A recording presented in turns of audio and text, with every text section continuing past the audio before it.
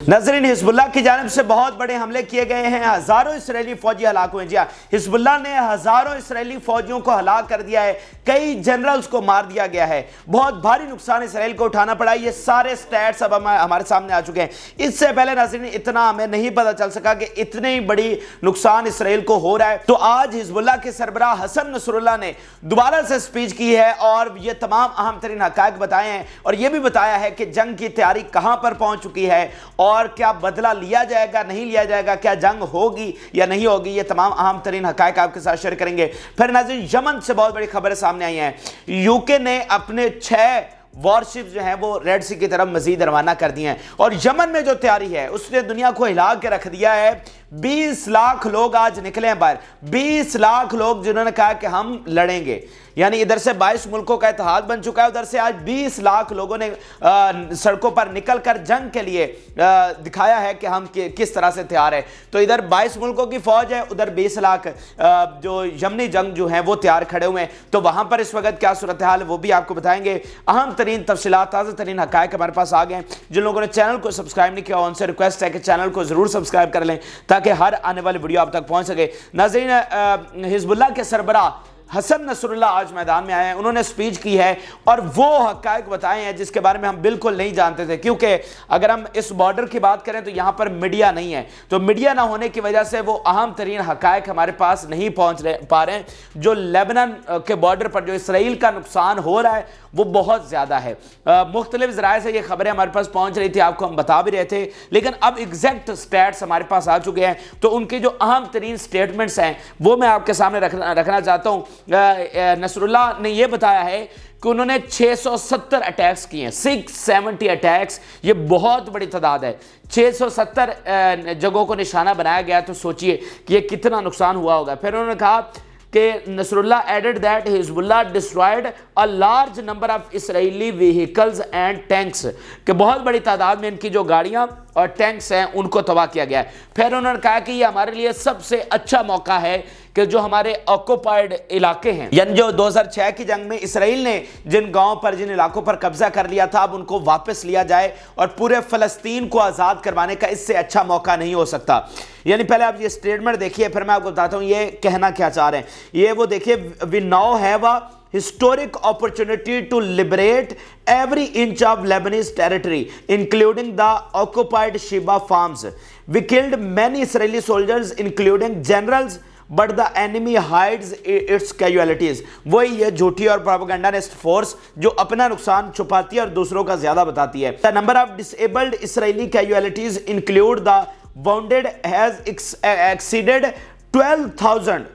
12,000 से ज्यादा उनके जख्मी हो चुके हैं। ये गजा की बात नहीं हो रही, ये लेबनान बॉर्डर की बात हो रही है। जो हिज़्बुल्लाह ने हमले किए हैं उसके नतीजे में 12,000 से ज्यादा इसराइली फौजी जख्मी हुए हैं। ये बहुत हैरान कुन और बहुत अहम तरीन स्टैट्स हमारे सामने आए हैं। तो अब यहाँ पर हसन नसरुल्लाह ने बताया कि उन्होंने नुकसान क्या किया, लेकिन उसमें एक और जो उन्होंने अहम बात की है कि हमारे लिए हिस्टोरिक अपॉर्चुनिटी है। वो किस तरह से है कि जंग के शुरू के दिनों में और अभी भी एक हफ्ता पहले तक ये कोशिश की जाती रही कि सुलह सफाई के जरिए, मुज़ाकरात के जरिए, नेगोशिएशंस के जरिए मामला हल करवा लिया जाए, जंग खत्म कर ली जाए।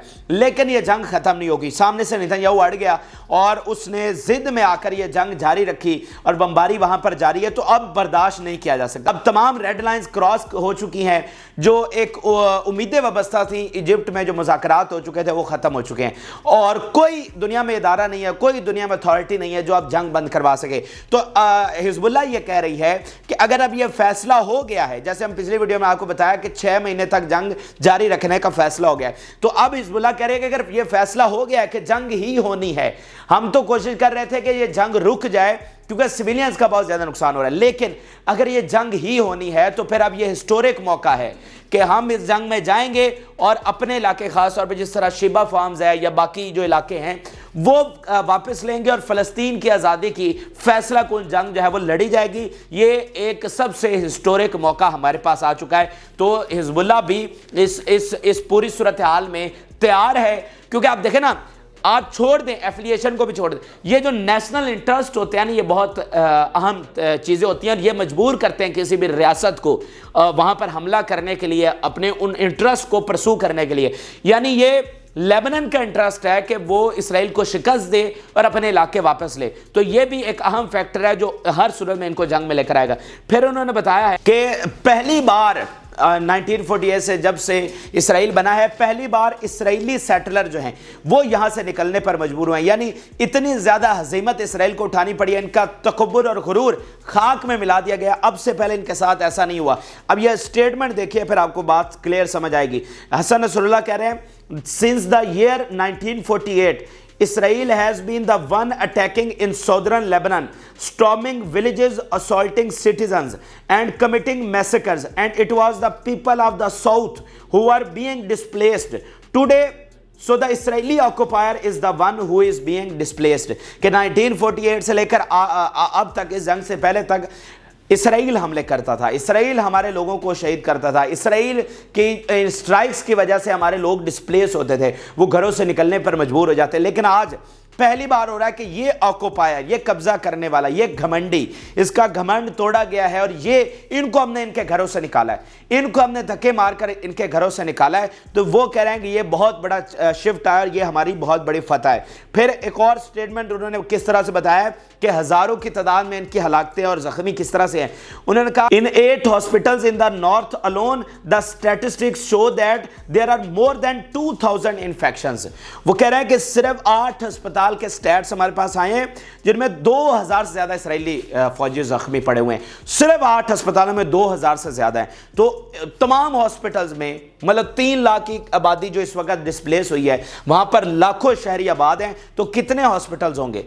तो जो सैकड़ों हॉस्पिटल हैं वहां से कितनी बड़ी तादाद में वहां पर हलाकतें और जख्मी हुए होंगे। ये अहम तरीन हकायक आज हमारे सामने आ रहे हैं। फिर उन्होंने ये भी बड़ी इंपॉर्टेंट बात की है जिस पर इसराइल प्रोपेगेंडा कर रहा है पूरी दुनिया में कि हिजबुल्लाह सिविलियंस को निशाना बना रही है। तो इस पर यह बहुत अहम चीज उन्होंने आज बताई है कि Islamic resistance didn't target the residents of the colonies even though they are ऑक्युपायर्स and those displaced from them put pressure on the occupation government। वो कह रहे हैं कि ये बेशक ऑक्युपायर हैं लेकिन फिर भी हम इन पर हमला नहीं कर रहे हैं, लेकिन इनको निकालने का मकसद यह है कि ये अपनी हुकूमत पर प्रेशर डालते हैं तो कीमत तो इनको चुकानी पड़ेगी। देखिए ना, जॉन कर्बी ने वहां प्रेस कॉन्फ्रेंस करते हुए कहा था कि ये जंग बहुत डेडली और अगली है, तो कीमत चुकानी पड़ेगी गजा के लोगों को। तो वहां पर तो निहत्ते लोगों को शहीद किया गया ना, लेकिन यहां पर आम लोगों को, हालांकि इसमें फर्क समझे, जो गजा के निहत्ते हैं वो निहत्ते ही हैं, लेकिन इसराइली जो सेटलर्स हैं उनको आप निहत्ते नहीं कह सकते। वो सारे जो हैं वो असलहा कैरी करते हैं और वो सारे काबिज हैं जो गैर कानूनी तौर पर यहाँ पे आबाद हुए हैं। तो यहाँ पर हिजबुल्लाह कह रही है, the residents of the north Israel including the settlers will be the first to पे the price of the war. अब ये अल्टीमेटम दिया जा रहा है इन शहरियों को, इन सेटलर्स को, जो कि आम शहरी एक तरह से इनको नहीं कह सकते, जिस तरह फलस्तीनी है जिनके पास हथियार नहीं है, फैमिलीज हैं, ये तो हथियार कैरी करते हैं। यानी हर इसराइली शहरी जो है नाज़रीन, उसके लिए लाजमी है कि वो मिलिट्री की ट्रेनिंग हासिल करे।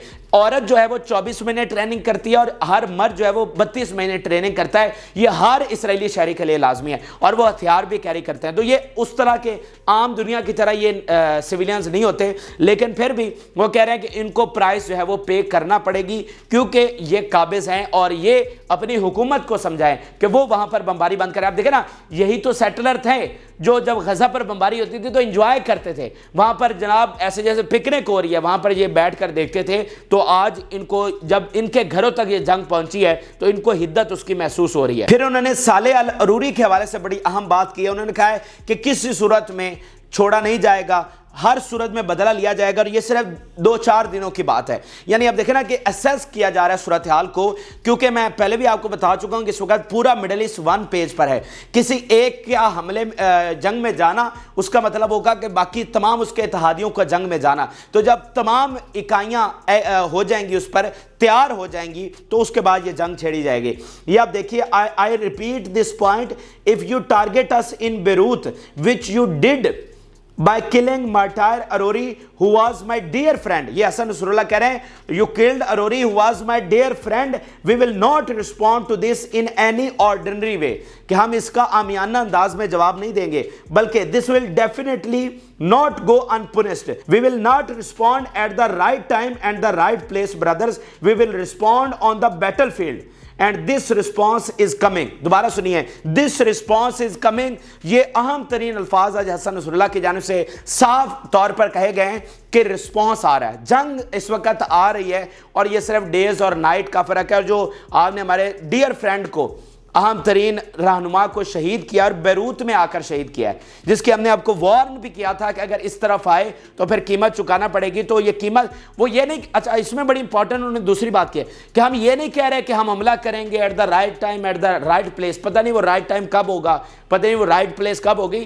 ہم وہ نہیں کہہ رہے, ہم کہہ رہے ہیں کہ حملہ آ رہا ہے, جنگ آ رہی ہے, بس تھوڑا سا انتظار کر لو. پھر انہوں نے ناظرین آج داعش کے حوالے سے بڑی امپورٹنٹ بات کی ہے, اور جس طرح کے جو ایران پر حملہ ہوا ہے اس کی ذمہ داری داعش نے قبول کی ہے. اس پر بہت زیادہ آوازیں اٹھ رہی ہیں کہ پچھلے 4-5 سالوں میں داعش کہیں ہے ہی نہیں, تو اچانک سے آج داعش کہاں سے آ گئی. پھر یہ ہے کہ داعش کی ذمہ داری قبول کرنے سے پہلے اسرائیل اور امریکہ کہہ رہا ہے کہ یہ داعش نے کیا ہے, تو انہوں نے ذمہ داری بعد میں قبول کر لیا, آپ کو پہلے پتہ ہو گیا ہے. اور پھر جب حملہ ہوا ہے تو اس کے فوری بعد اسرائیل نے اپنے تمام اتحادیوں کو فون کر کے کہا خفیہ طور پہ کہ ہم نے تو یہ حملہ نہیں کروایا. تو آپ کو کیا ضرورت پڑی کہ آپ صفائیاں دیتے پھریں اور پھر یہ کہہ دیں کہ نہیں یہ تو داعش نے کروایا. آپ پر تو ابھی تک ایران نے الزام نہیں لگایا, آفیشلی ایران نے ابھی تک اسرائیل پر الزام نہیں لگایا.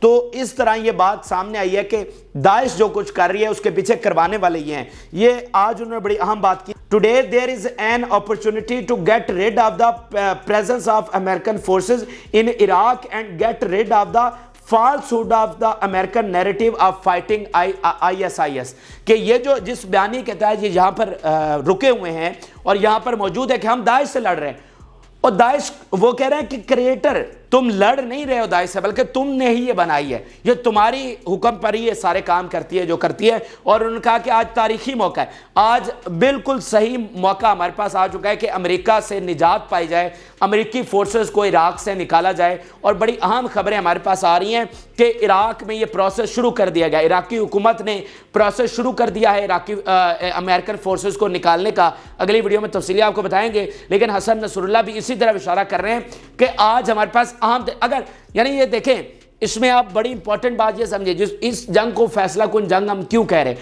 اس کی وجہ یہ ہے کہ اسرائیل بھی یہ سمجھ رہا ہے کہ ہمارے لیے سب سے اہم موقع ہے, ہمارے لیے سب سے اہم اپرچونٹی ہے کہ اگر ہم گریٹر اسرائیل بنانا چاہتے ہیں, اگر ہم غزہ پر قبضہ کرنے چاہتے ہیں, تو اس سے بہتر موقع ہمارے پاس دوبارہ کبھی آنے والا نہیں ہے.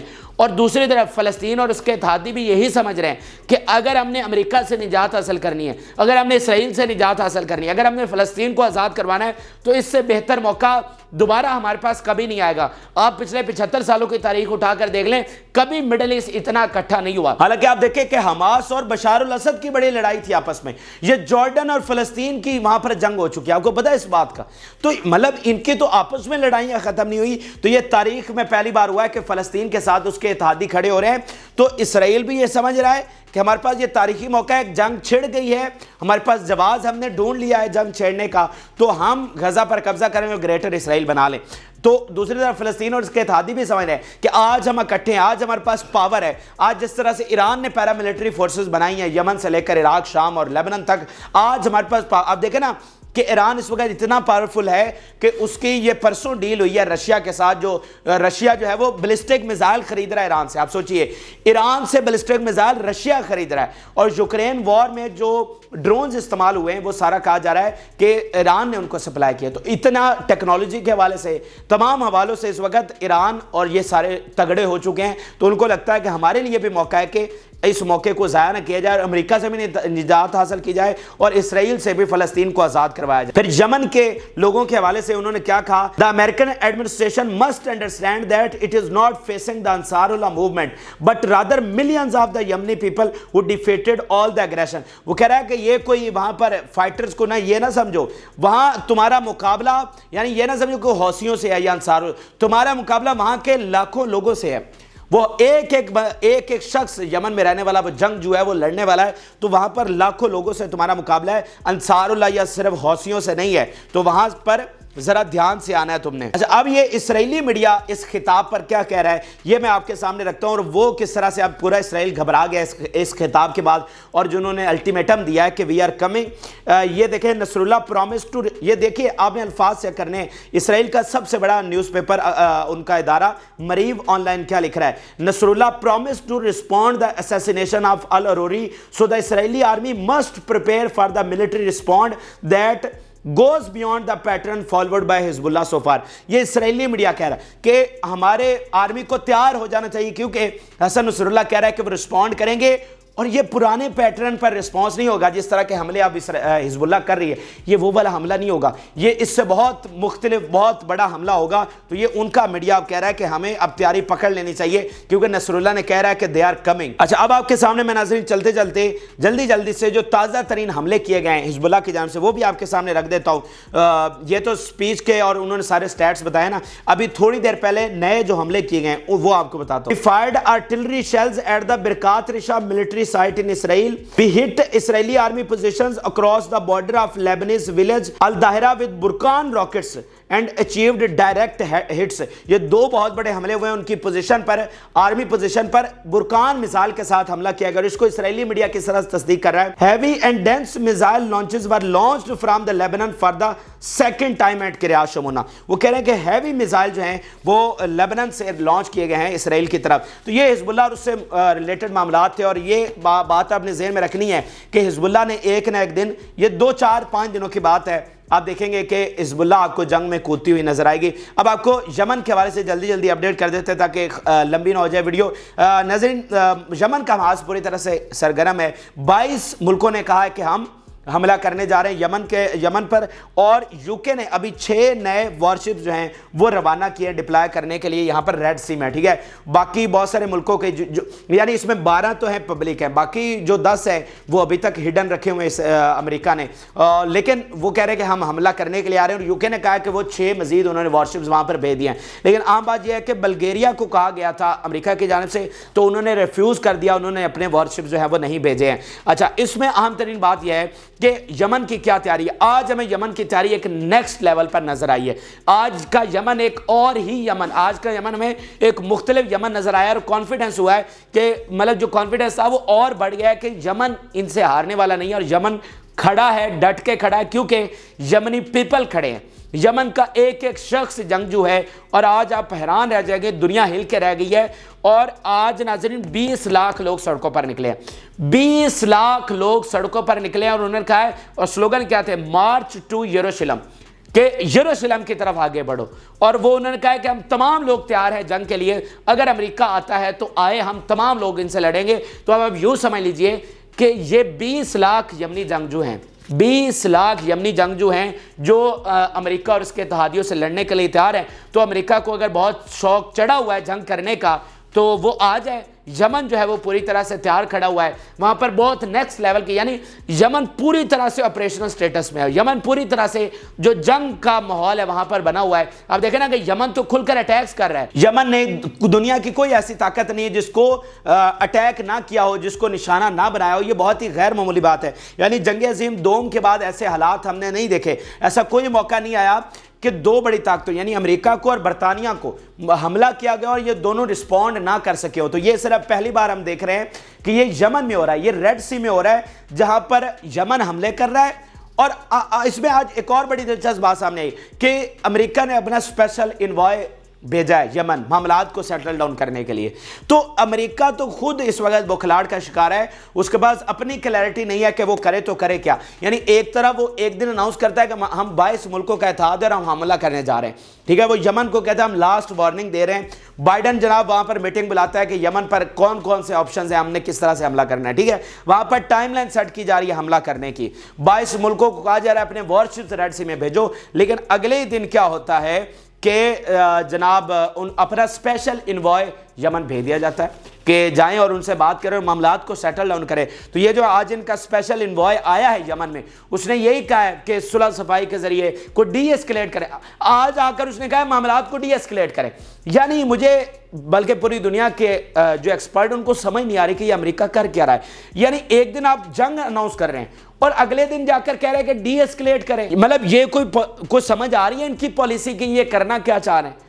ایک دن آپ کہہ رہے ہیں کہ ہم حملہ کرنے لگے ہیں یمن پر، اور آپ اتحاد بھی اناؤنس کر دیتے، اور ساتھ یہ بھی کہہ رہے ہیں کہ فلانے ملک کا وارشپ بھی آ رہا ہے، فلانے کا بھی آ رہا ہے، اور اگلے دن ان کے ملک میں جا کر کہہ رہے ہیں کہ جی ڈی ایسکلیٹ کریں۔ تو بھائی کاہے کو وہ ڈی ایسکلیٹ کریں؟ اور جب تم ادھر آ کر تمہاری زبانیں چلتی ہیں، ادھر اسرائیل میں جا کر تم نہیں کہہ سکتے، ادھر نتنیاہو کو تم مجبور نہیں کر سکتے۔ یعنی حزب اللہ کی طرف تم بھاگے جاتے ہو، برطانیہ بھی اور امریکہ بھی کہ جی حملہ نہ کرو، حملہ نہ کرو، حملہ نہ کرو، تو ادھر تمہاری زبان نہیں چلتی۔ کیا تم نتنیاہو کو مجبور نہیں کر سکتے؟ ان کو مجبور نہیں کر سکتے کہ وہ وہاں پر بمباری نہ کریں؟ آج یونیسیف کی رپورٹ آئی ہے کہ بچوں کے لیے ہمارے پاس نیپیز تک نہیں ہے، اتنے زیادہ وہاں پر حالات خراب ہیں، کھانے کو روٹی نہیں ہے، سخت سردیاں، وہاں پر رہنے کو کوئی جگہ نہیں بچی ہوئی۔ اس وقت یو این کی رپورٹ ہے کہ 12 لاکھ سے زیادہ جو وہاں پر غزہ کے لوگ ہیں وہ قحط کو فیس کر رہے ہیں، وہاں پر بالکل قحط والا ماحول ہے۔ تو وہاں پر تمہاری زبانیں نہیں چلتی، وہاں پر تم پریشرائز نہیں کر سکتے، اور ادھر آ کے تمہارا سارا پریشر ادھر ہی چلتا ہے، تمہارا پریشر کوئی ماننے والا نہیں ہے، ٹھیک ہے؟ یمن پیچھے ہٹنے والا نہیں ہے۔ اس نے کہا ہے آنا ہے تو آ جاؤ۔ آپ کو میں بتا رہا ہوں 20 لاکھ لوگ آج نکل آئے۔ یاری اگر حوثی یا ان کی انصار اللہ کی لیڈرشپ بھی اگر فیصلہ کرتی ہے نا پیچھے ہٹنے کا، تو اب وہاں کے لوگ پیچھے ہٹنے والے نہیں ہیں۔ ان سب 20 لاکھ لوگوں نے ہتھیار اٹھا لیے ہیں، انہوں نے کہا آنا ہے تو آ جاؤ، ہم فلسطینیوں سے پیچھے ہٹنے والے نہیں ہیں۔ تو یہ اس وقت وہاں پر حالات جو بنے ہوئے ہیں، اور وہاں حزب اللہ سے لے کر عراق سے لے کر یمن تک بہت نازک صورتحال ہے، اور پورا خطہ کسی بھی وقت ایک بڑی جنگ کی لپیٹ میں آ سکتا ہے۔ یہ اصل حقائق ہیں جو پوری دنیا کا میڈیا رپورٹ کر رہا ہے۔ یہ اہم ترین حقائق آپ کے ساتھ شیئر کیے۔ جن لوگوں نے چینل کو سبسکرائب نہیں کیا ہوا، ان سے ریکویسٹ ہے کہ چینل کو ضرور